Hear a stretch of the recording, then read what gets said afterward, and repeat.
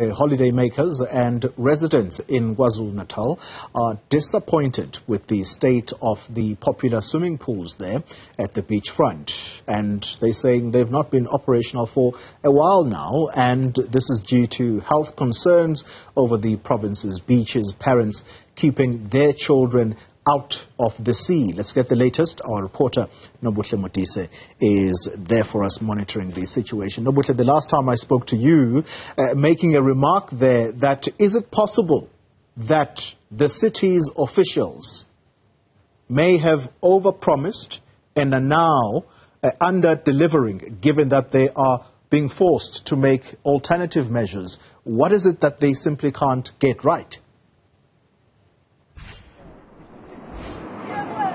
Indeed, Xoli, that is a question that I actually want to put through to the city manager here, Mr. Mbele, who will take us through the reasons, number one, why those pools have been closed, because we do understand that they've been closed since 2015 and some refurbishment was meant to be done then and that wasn't done.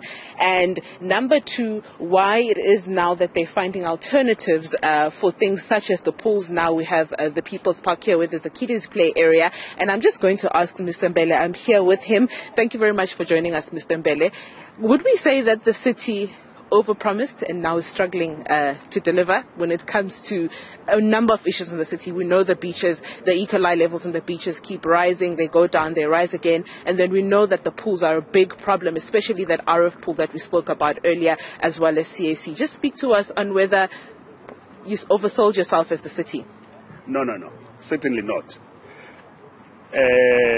First of all, this park that we are launching this morning is not a replacement for facilities such as the pools. Remember, we've got more than 30 pools across the city.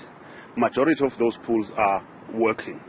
We've shared photos of children enjoying themselves, bathing in those pools. The pools that have not been working in the main are the CAC pools and the Rachel Finlayson pool. I can report to your viewers that the Rachel Finlayson pool is going to open this Friday. The challenge with the CAC pool is because the material has to be ordered overseas, and there have been some delays about that. But your question earlier was to say, even before the floods, the CAC pool was drained of water, it wasn't working. Yes, that was the case. Somebody took a decision to empty the pool during COVID as a way of discouraging people from using it. Little did they know that the equipment was going to attract rust. This is a very harsh sea environment, and most of the parts of the pool were damaged. Then there were certain supply chain management delays that caused the delay in the actual fixing of the pool, even before the floods. But the lesson we've learned is that in the future we must focus on the landmark facilities that best define Durban. People may not know other 30 pools that are working so well. They will only know this one, the CAC one and the Rachel Finlayson pool. It's important in the future, having learned our lesson, that we must prioritize those. When it comes to the beaches, the beaches that we said will be functional are still functional. The amount of infrastructure upgrades that have happened in places like Ohlange pump station and so on are there. They are fixed. In places like Northern Wastewater Treatment Works, we are fixing those. The Joanna Road pump station, we are fixing those. So we didn't overpromise. We still kept to the promise that we said we were going to ensure that Durban is a lively tourist destination of choice, and indeed it is. I need you to speak to us about this overpromising, like I mentioned again. The Ohlange pump station, for example, the city was put on record that that pump station was commissioned and that it was working. And when we went there, that wasn't the case. Umhlanga Beach opened, the E. coli levels were tested, it was then shut down. Hence, we're asking, does the city overpromise? Are you able to deliver on these promises? You've now said to us that RF pool will be open just before Christmas. Is this really going to happen? Because we understand that in 2015, when there were issues back then, you said there were internal issues that led to it not opening. How can you assure us that they will really be open on the 24th, regarding that it has taken this long? 2015, we're now in 22, and the pool is only opening just before Christmas. Are we doing this just to, get in those numbers through tourism, or is it something that is really has been a priority from the get-go? Do you want me to go there and swim in that pool? Because I can assure you that pool will have water. They started pumping water in yesterday. I wouldn't be as bold as coming up here and say that it is going to open literally in less than 72 hours. Indeed, it will be. So the only proof of pudding is in the eating. It's only when you can come back and see it will be open to the public.